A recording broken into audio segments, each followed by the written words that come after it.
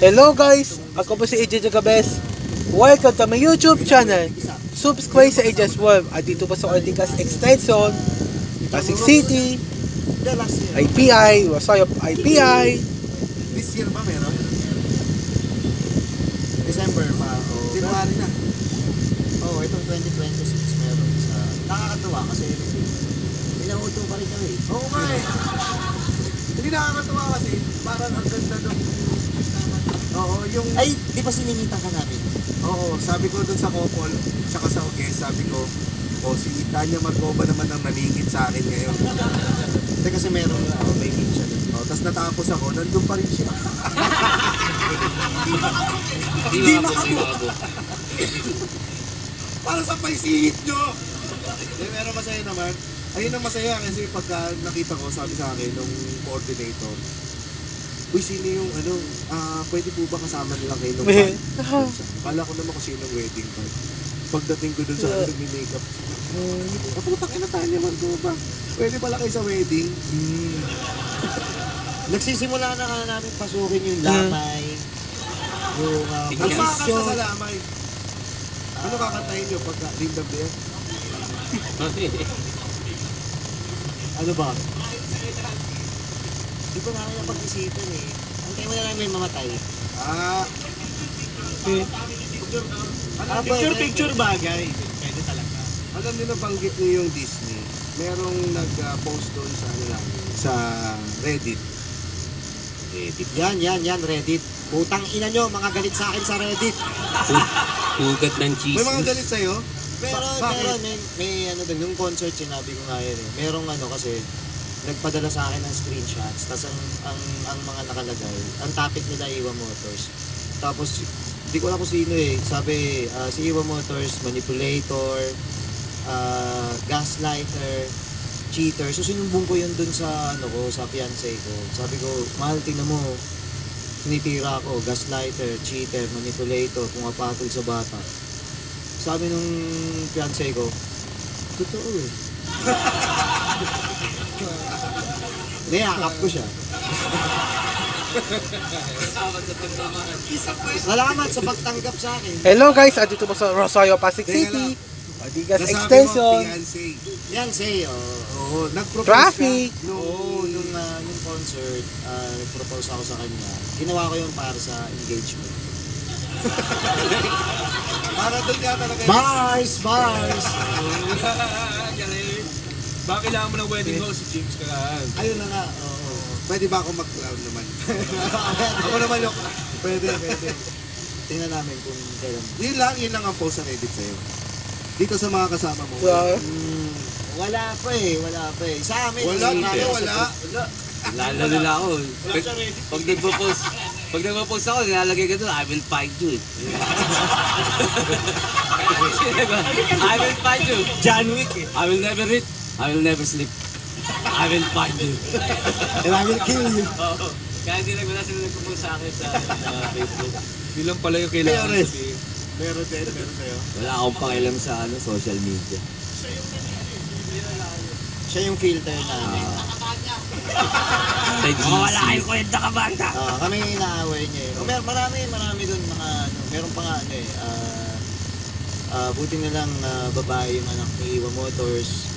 Buti nga sa kanya kasi pambayad utang daw yun. Anak ko babae kasi, babae.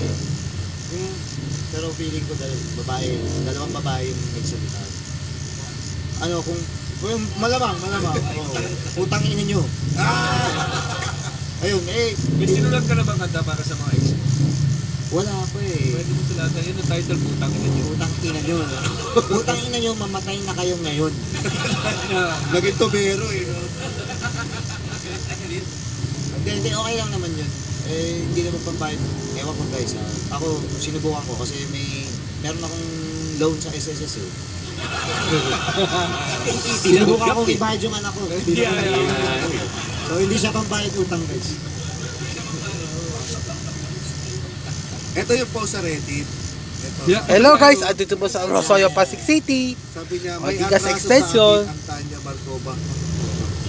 Utang ina mo! When my son was admitted to the hospital, Ang sulit. wow, Nangyari. there were moments I didn't know how else to help except to hold him close and sing. During the failed IV insertions, when the pain was too much for words, Si Joyce Gilmer ba yan? I sang him Laklak. Tanggol ba? Hindi bagay sa akin yan. sa patikim. I sang him Disney by Tanya Marco. I whispered promises I don't even know when or how I'll fulfill.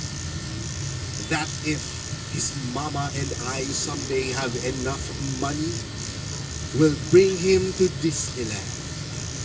For now, that song became our small escape. A lullaby, a prayer, a way to tell him he is safe. Gay couple ba ito? Kalalaking tao nagsusulat sa Reddit.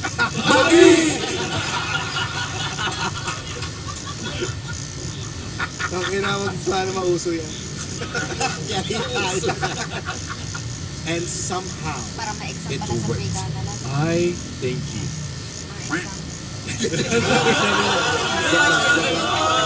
joke lang. Napalakawit. Cut mo yun. Cut mo yun. Cut mo yun. Gag. Gago ka.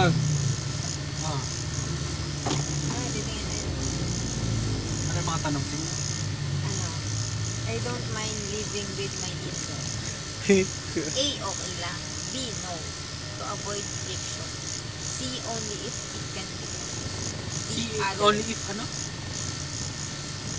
If it can be helped. It is alright for our in-laws to live with us. Agrees, disagrees, as long as they do not meddle. Meddle. If it cannot be helped. Mga ganun. Kaya nga sa TikTok lang. Na, Free ka na. na-search na lang ako sa Google. Sa seminar, ay free ka na seminar. Ano bang ginagawa sa free ka na seminar? TikTok na. Ayun na.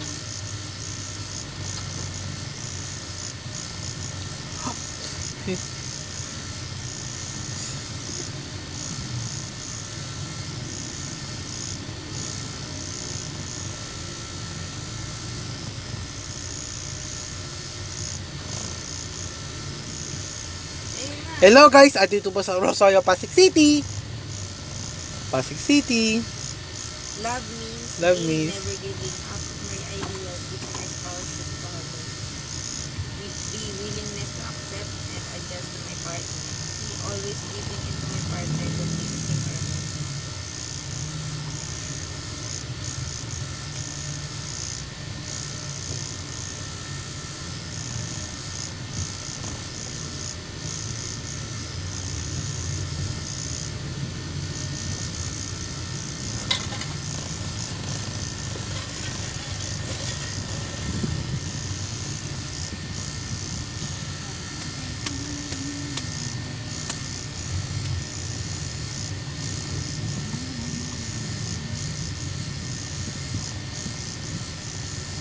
Ano to eh?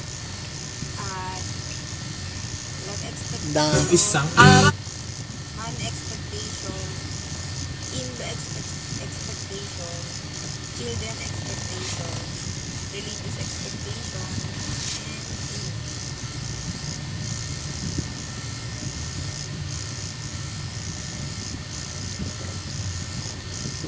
Hello sa mga bride-to-be at groom-to-be na curious kung anong ginagawa sa Africana kapag sa simbahan kayo ikakasal. Tara! 8 a.m. to 5 a.m. nga pala ito at i-text kayo kung kailan kayo nakaschedule. Ito nga pala ay marami kaming sabay-sabay na seminar.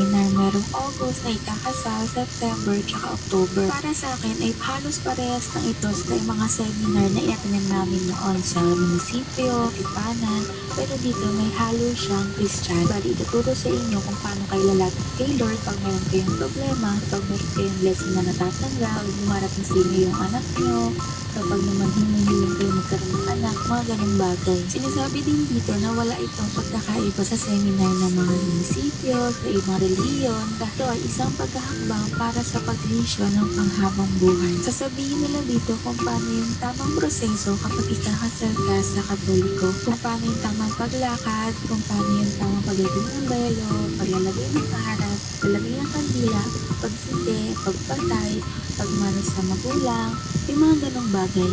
At ituturo din nila kung paano yung pagkatapos ng kasal, kung paano po yung habang buhay mo pagiging Katoliko, at kung paano mo ipapakilala sa magiging anak nyo ang pagiging Katoliko, at kung paano mapagpipigil ng magiging pamilya nyo ang isang reliyon. At dahil nga hindi pabor ang simbahan sa mga kahit anong bagay katulad na ligation or vasectomy, tuturuan kayo ng natural method or Billings method na i-explain nila sa inyo kung paano siya. Hindi sila pabor na mag-control ni.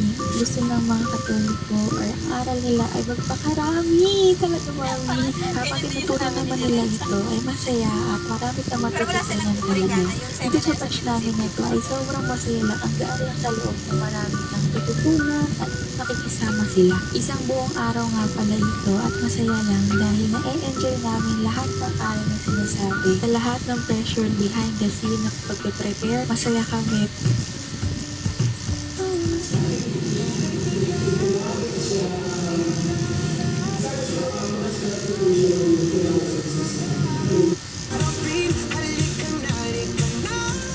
Para sa mga curious ko ano yung mga dinidiscuss sa pre-K na. So, this is our second day for the pre-K na Ito may second seminar. day? Ito nga pala yung mga discuss sa amin nung araw na yan. And yung snack, empanada. Ang sarap nito. Sa sarap nga, hinihingi namin yung contact details nung nagbebenta niyan. Meron nga rin palang mga exercise na pinagawa sa amin kaya kami magkaharap. Sinabi lang namin ni Jerseys at isa ko na yung na-appreciate namin nung time na yan. And then, natapos na rin right after. So, kakatapos lang namin mag-pre-K na seminar and tapos na yung 2 days na inalat namin dito. Ang schedule na binigay sa amin is from 8 a.m. to 12 noon. So for this second day, ang sinabi lang naman or ang diniscuss lang naman is ano ba yung purpose ng marriage, paano ba yung role namin as a husband and wife, paano ba yung parenting na ma-advise nila sa amin. So most likely, yan namin yung matututunan. Kung marami akong natutunan. Marami ka ba natutunan? Marami ka pa natutunan. Kita niyo yung mata niyan? Ipakalam. Marami naman kami natutunan and I highly advise ako pumunta kayo dito talaga makikinig kayo kasi makaka-help talaga sa marriage ninyo. Alam mo, professional. Para sa mga curious. Okay.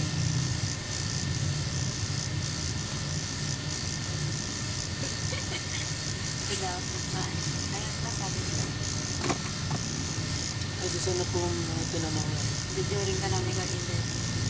Bakit dito sa simbahan na Invite na lang sa akin ni Father. Epic talaga. si Father, surprise quiz. Surprise quiz kami. Surprise 1, 2, 3. 1 for G. Isang tanong nga lang yun kay Father. Tatlo? Ito ba yun?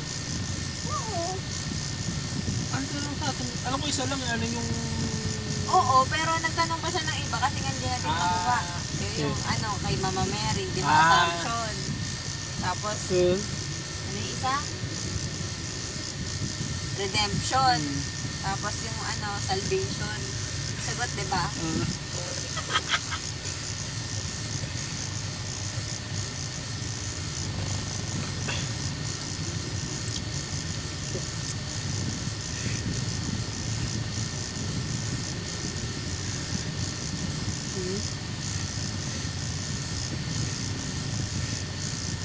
Ipang pagkalaman.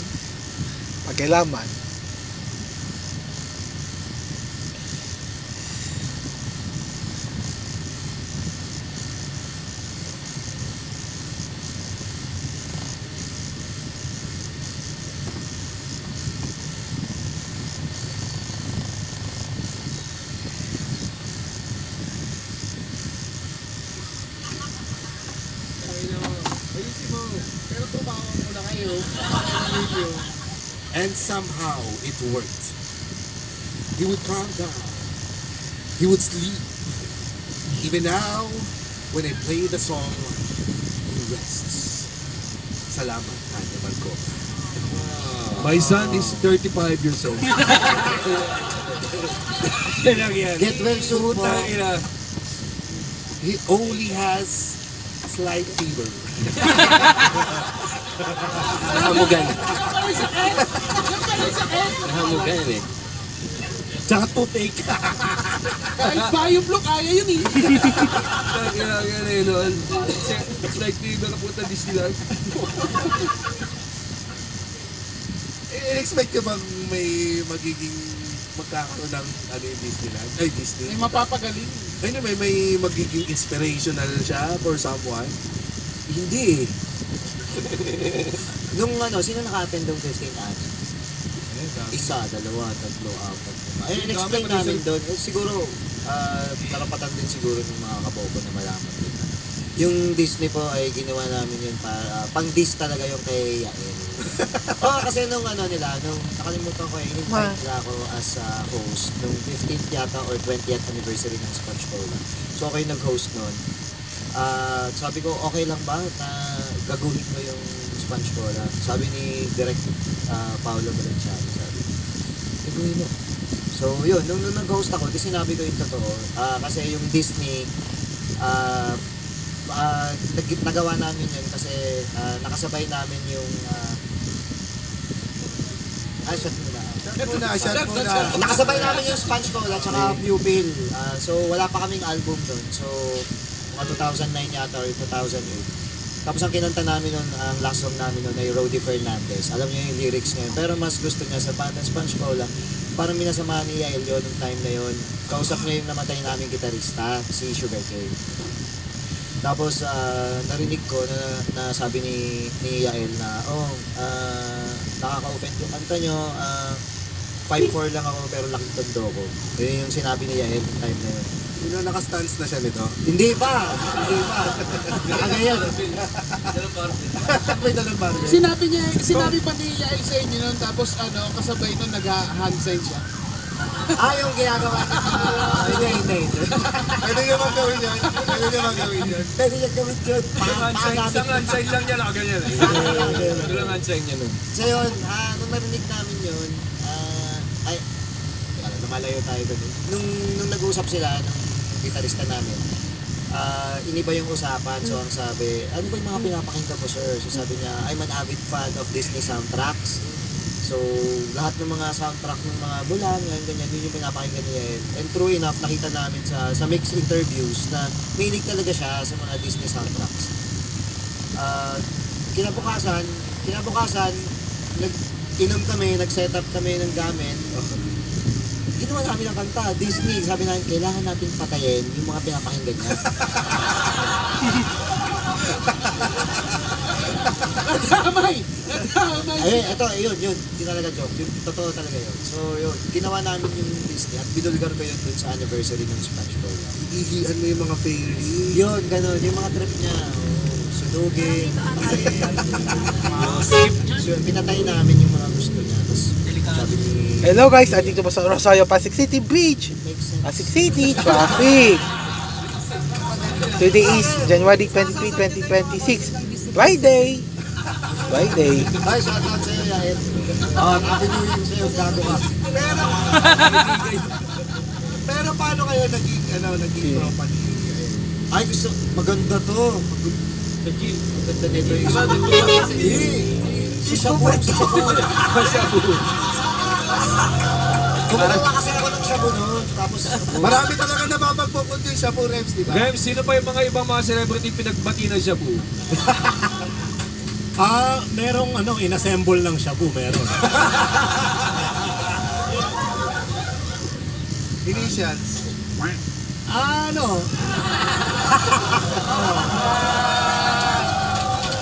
Pinag-unite ng Shabu. Ito, cut yun na lang, definitely.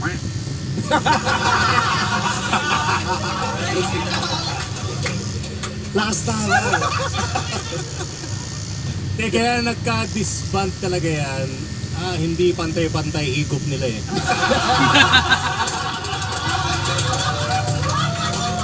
Paano ba yung pantay-pantay na higop para sa mga batang nakikinig? Porket vocalista ka, mas marami sa'yo. Huwag yun ang ikat yan. Hindi naglalabas ng uso. Oh, ito nilunok yung uso ko. Uy, maglamas ka naman ng usok! Patay gutom. Ngayon, sasagutin ko yung tanong.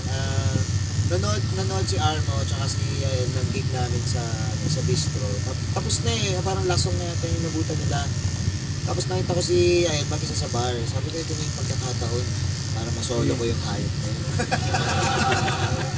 Pagpunta ko doon, may bili siya ng beer. Sabi ko, kuya akin yan. Ako yung babayad niya.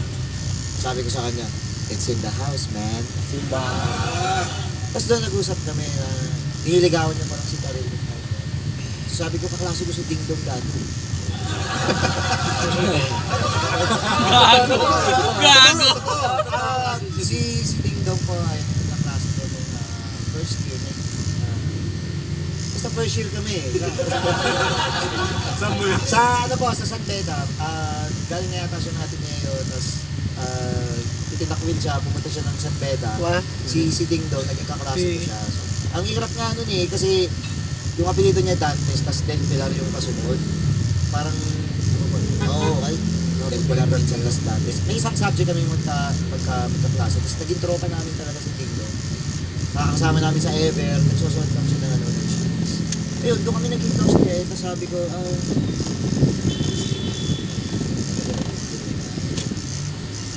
nag-usap kami, tapos pinalakas ko yung loob niya para eventually naging sila ni Carlo. Hindi ko alam kung paano pero at some point siguro Bye-bye, Otikas Avenue. Bye! Anong mga payo binigay mo sa kanya? Huwag masyado sa Disney. Pagkita sa Disney. saktan na. Wala, inagit niya pa ako na may iba ako. Bye-bye, Otikas Avenue. Bye! Bye! Kakalasi ko kasi si... Hi guys, see you next time. Bye!